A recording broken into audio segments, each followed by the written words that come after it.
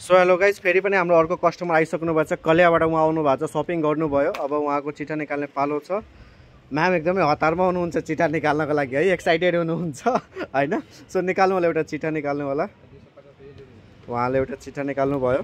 हेरौँ उहाँको चिठामा के परिरहेछ। कोरियन इयरिङ्स टप्स परेछ उहाँले।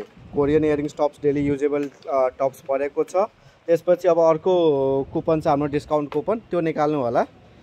त्यसमा के परिरहेछ त्यो पनि हेरौँ ल। उहाँले त्यो पनि निकाल्नु भयो।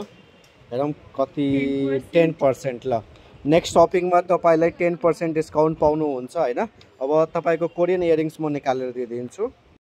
ल, उहाँको गिफ्ट पनि निस्किसकेछ। सो उहाँको यो गिफ्ट रहेको छ, हेर्न सक्नुहुन्छ तपाईँहरूले, कोरियन इयरिङ्स। सो यो लिनु होला म्याम। कस्तो लाग्यो? राम्रो लाग्यो तपाईँलाई?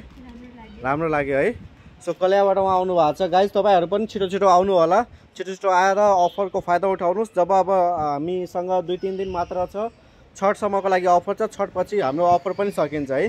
सो आउनु होला गाइज, छिटो छिटो आएर अफर उठाउनु होला।